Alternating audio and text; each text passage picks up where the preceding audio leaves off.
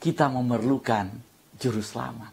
Firman Tuhan berkata kepada kita bahwa kita itu diselamatkan bukan ketika kita sudah hidup benar. Kita diselamatkan bukan karena Tuhan memperhitungkan kebenaran-kebenaran yang kita lakukan. Tapi firman Tuhan berkata karena waktu kita masih lemah, Kristus telah mati untuk kita orang-orang durhaka pada waktu yang ditentukan oleh Elohim.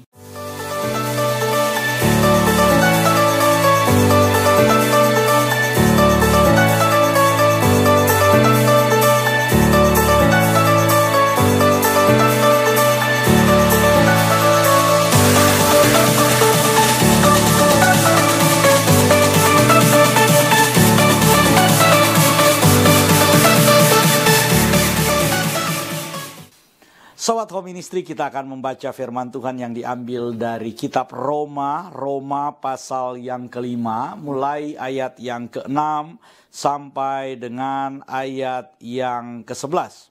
Firman Tuhan berkata seperti ini. Karena waktu kita masih lemah, Kristus telah mati untuk kita orang-orang durhaka yang pada waktu ditentukan oleh Elohim. Sebab tidak mudah seorang mau mati untuk orang yang benar. Tetapi mungkin untuk orang yang baik ada orang yang berani mati. Akan tetapi Elohim menunjukkan kasih-Nya kepada kita oleh karena Kristus telah mati untuk kita ketika kita masih berdosa. Lebih-lebih karena kita sekarang telah dibenarkan oleh darah-Nya, kita pasti akan diselamatkan dari murka Elohim. Sebab jikalau kita ketika masih seteru diperdamaikan dengan Elohim oleh kematian anaknya, lebih-lebih kita yang sekarang telah diperdamaikan pasti diselamatkan oleh hidupnya. Dan bukan hanya itu saja, kita malah bermegah dalam Elohim oleh Yesus Kristus Tuhan kita, sebab oleh Dia kita telah menerima pendamaian itu. Sobat Home Ministry, hari ini kita akan berbicara tentang kita semua membutuhkan juru selamat. Mengapa kita semua membutuhkan juru selamat? Sebelum kita membahas poin mengapa kita membutuhkan juru selamat, saya ingin mengajak kita memahami terlebih dahulu apa sebenarnya keselamatan itu.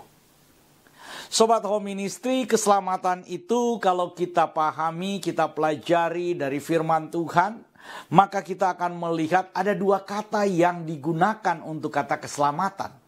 Yang pertama, kata yang digunakan dalam perjanjian lama adalah kata yasa. Dan yang kedua adalah kata soteria, itu dipergunakan dalam perjanjian baru. Dalam perjanjian lama, bahasa Ibrani yasa itu berarti menjadi terbuka dan bebas. Jadi kalau kita berbicara tentang keselamatan, maka kita harus memahami terlebih dahulu keselamatan itu berbicara tentang menjadi terbuka dan bebas. Apa yang menjadi terbuka?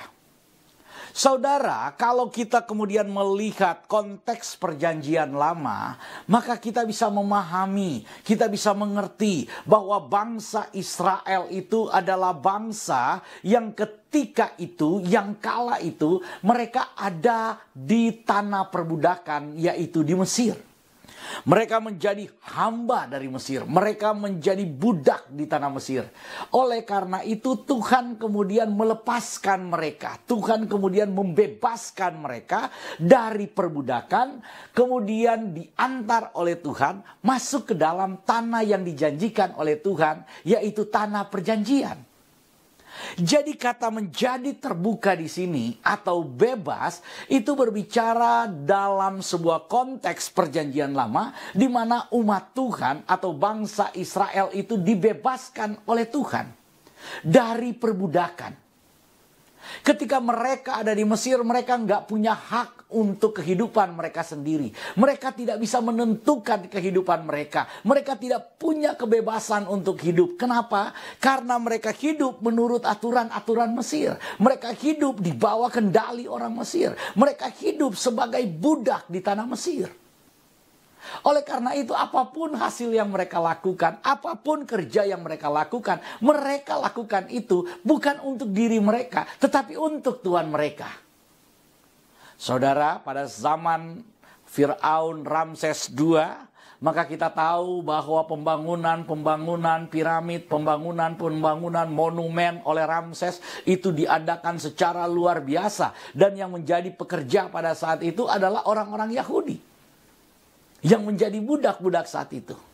Oleh karena itu, kata keselamatan dalam konteks perjanjian lama, khususnya dalam konteks bangsa Israel menjadi budak di Mesir, itu berarti menjadi terbuka.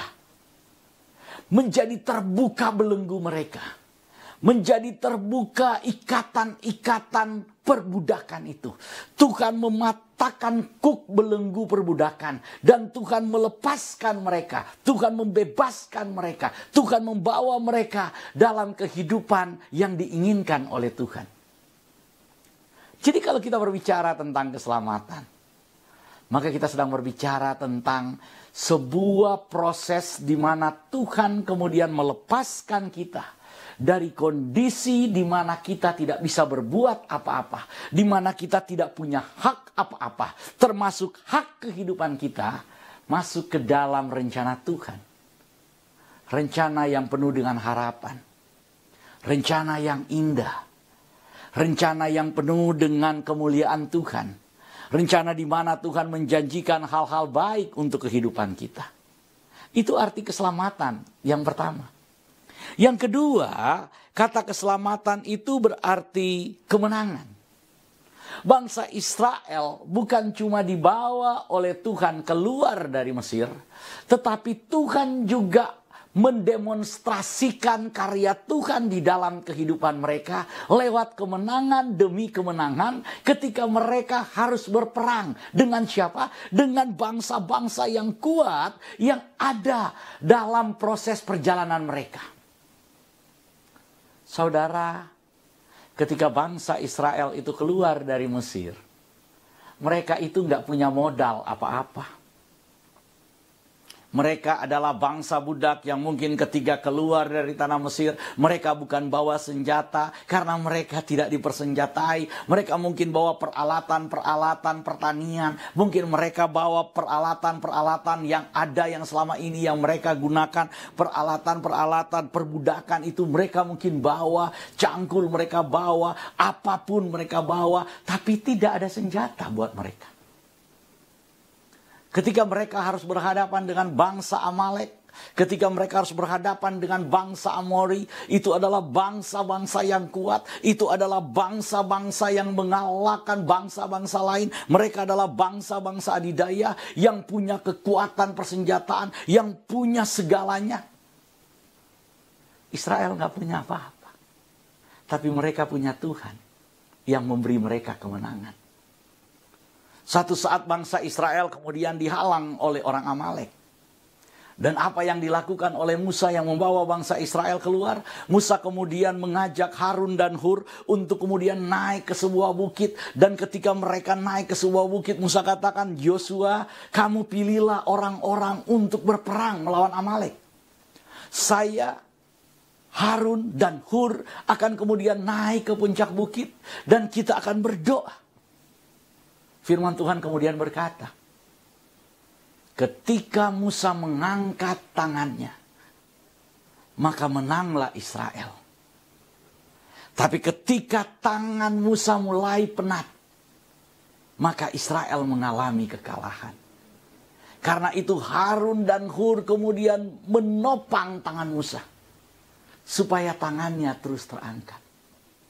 Saudara, ketika bangsa Israel itu harus berperang, melawan persoalan, melawan pergumulan, Tuhan berjanji bahwa Dia memberi kemenangan. Dan kemenangan itu diberikan oleh Tuhan secara langsung dalam kehidupan bangsa Israel. Itu pun terjadi dalam kehidupan kita. Ketika kita menjalani kehidupan keselamatan kita, mungkin kita sedang melewati padang gurun, mungkin kita sedang berhadapan dengan Amalek yang siap menerkam kita, yang siap memakan kita, yang siap menghancurkan kita. Mungkin masalah kita saat ini ketika kita percaya Tuhan, ketika kita ikut Tuhan, ketika kita menjalankan keselamatan bersama Tuhan, kita mungkin sedang dihimpit oleh berbagai macam masalah. Tetapi ingat, kekuatan orang percaya adalah ketika mereka mengangkat tangan. Keselamatan adalah kemenangan. Tapi bagaimana mereka meraih kemenangan? Itu dengan mengangkat tangan. Ketika kita mengangkat tangan kita. Ketika keluarga kita mengangkat tangan di hadapan Tuhan. Ketika istri dan anak-anak kita mengangkat tangan di hadapan Tuhan. Maka percayalah, kita akan memenangkan peperangan kita. Karena itu kemenangan berarti, keselamatan berarti kemenangan. Selanjutnya saudara, kata keselamatan dalam perjanjian lama itu juga berarti kemakmuran atau kesejahteraan. Saudara, Tuhan membawa bangsa Israel itu keluar dari tanah perbudakan, masuk di dalam tanah perjanjian. Masuk di dalam zona, area yang diinginkan oleh Tuhan. Masuk di dalam tempat di mana tempat itu adalah tempat yang diberkati oleh Tuhan. Saudara, kita harus mengerti, kita harus memahami bahwa Tuhan memberikan keselamatan kepada kita bukan hanya nanti kita dapat surga. Tapi ketika kita percaya Tuhan, kita harus percaya juga bahwa Tuhan menginginkan hidup kita mengalami kesejahteraan. Tuhan menginginkan hidup kita mengalami kemakmuran. Tuhan menginginkan hidup kita mengalami kebaikan. Mungkin kita hari-hari ini belum menikmati kemakmuran itu. Mungkin hari-hari ini kita belum menikmati kesejahteraan itu. Mungkin hari ini saudara dan saya sama seperti bangsa Israel sedang melewati padang gurun yang tandus. Kita sedang melewati padang gurun yang gersang. Kita belum sampai di dalam tanah perjanjian yang dijanjikan Tuhan. Kita belum menikmati kesejahteraan. Kita belum menikmati kemakmuran. Tapi saya ingin katakan, Tuhan tidak pernah punya niat jahat dalam kehidupan kita ketika kita bergumul. Tuhan tidak pernah punya niat yang tidak baik dalam kehidupan kita ketika kita sehari-hari ini sedang mengalami kesulitan demi kesulitan. Tuhan pasti menjaga kita. Karena ketika bangsa Israel dibawa oleh Tuhan untuk masuk tanah perjanjian, selalu ada tiang api, selalu ada tiang awan. Tuhan memerintahkan dari langit makanan mana itu diturunkan untuk bangsa Israel. Tuhan memerintahkan burung-burung untuk turun menjadi makanan daging buat bangsa Israel. Tuhan bertanggung jawab ketika Dia membawa kita dan ketika Dia melepaskan kita. Selanjutnya saudara, yang keempat, arti kata keselamatan itu artinya pertolongan. Keselamatan itu artinya pertolongan dari Tuhan. Karena itu firman Tuhan dalam perjanjian baru kemudian mengasosiasikan atau menghubungkan keselamatan itu dengan kata Immanuel. Seorang dara akan melahirkan seorang anak dan melahirkan seorang putra dan kamu akan menamakan dia Immanuel. Malaikat kemudian memberitahukan kepada Yusuf, Yusuf berilah nama dia Yesus. Karena dialah yang akan menyelamatkan umatnya dari dosa mereka. Jadi saudara, ketika kita berbicara tentang keselamatan, kita berbicara tentang pertolongan dari Tuhan. Ada pertolongan dari Tuhan. Kita orang-orang yang diselamatkan oleh Tuhan. Kita orang-orang yang sudah dibebaskan oleh Tuhan. Kita orang-orang yang sudah menerima Yesus sebagai Tuhan dan Juru Selamat kita. Kita harus percaya selalu ada pertolongan di dalam kehidupan kita. Apapun persoalan kita, apapun pergumulan kita, kita tahu pertolongan Tuhan itu ada buat kita. Saudara, mungkin saudara mulai lemah imannya. Mungkin saudara hari-hari ini sedang bergumul. Kita tidak melihat jalan itu datang dalam kehidupan kita. Kita mungkin tidak melihat terang pertolongan itu datang dalam kehidupan kita. Tapi saya ingin katakan kepada saudara. Sebagai orang percaya. Kita itu percaya bukan karena melihat. Tapi karena beriman. Karena kita yakin, sekalipun tidak ada alasan untuk berharap dan percaya, Abraham tetap berharap dan percaya juga. Dan firman Tuhan katakan, maka Tuhan menghitungnya sebagai kebenaran buat dia. Mungkin nggak ada alasan buat kita untuk berharap dan percaya dalam kondisi kita hari-hari ini. Apa yang menjadi dasar buat kita untuk berharap?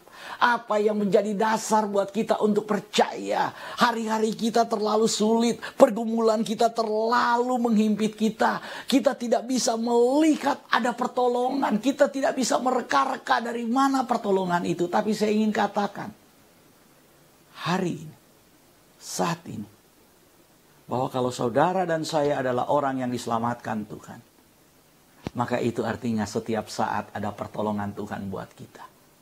Immanuel, bukankah berarti Tuhan menyertai kita? Immanuel, bukankah berarti Tuhan berjalan bersama dengan kita? Karena itu, Sobat Home Ministry, kalau kita berbicara tentang keselamatan, maka itulah yang dimaksud dengan keselamatan. Sekarang kita akan masuk kepada tema kita. Kita memerlukan juru selamat.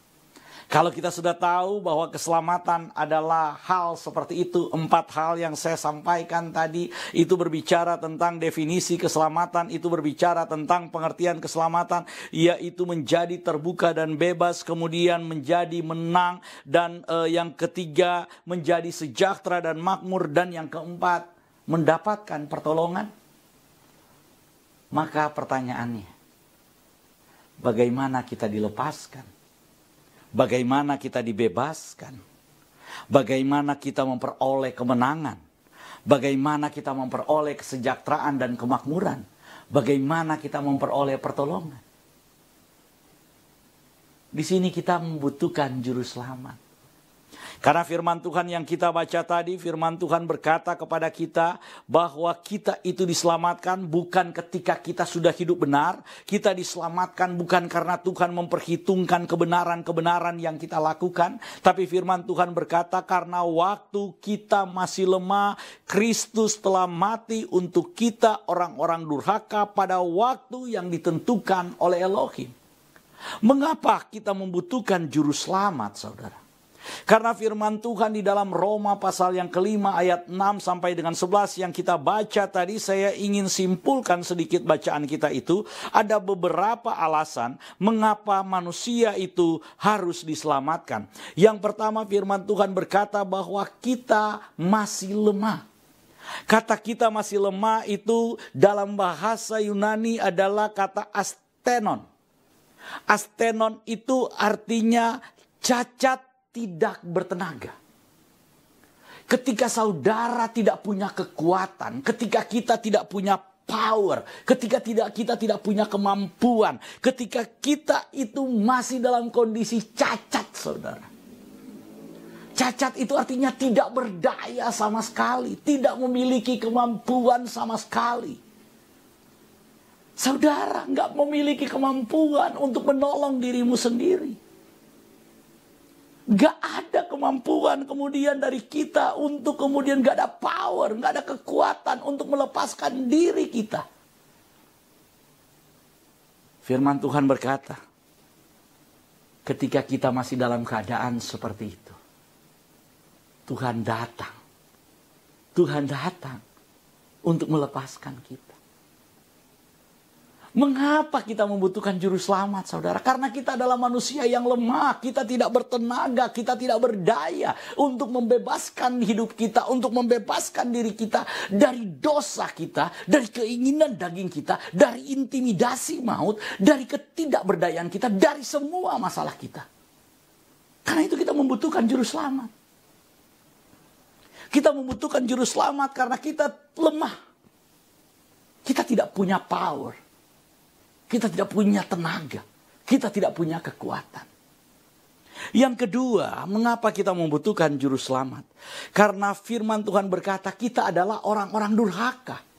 Kata durhaka itu dalam bahasa Yunani menggunakan kata huper asebon. Kata huper asebon itu artinya tak beriman atau tak beradab.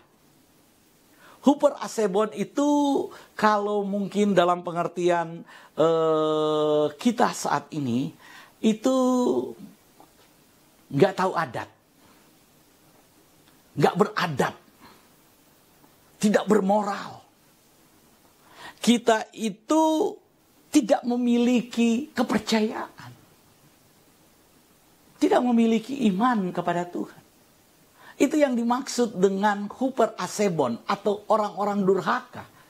Kita tergolong dalam kelompok orang-orang durhaka ketika Tuhan datang menolong kita.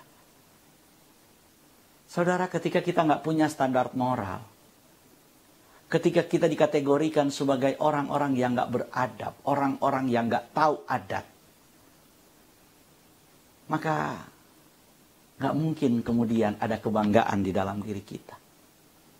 Siapapun kita atau apapun jabatan kita, kalau kita sudah diberi label, kita sudah di stigma sebagai orang yang tidak beradab, sebagai orang yang tidak beretika, sebagai orang yang tidak bermoral, maka kita nggak mungkin menyelamatkan diri kita. Oleh karena itu firman Tuhan memberitahukan kita bahwa juru selamat itu datang untuk mengangkat moral kita, untuk menjadikan kita orang-orang yang beradab, untuk menjadikan kita orang-orang yang memiliki iman. Dia taruh iman itu dalam hati dan pikiran kita. Selanjutnya yang ketiga, mengapa kita perlu juru selamat?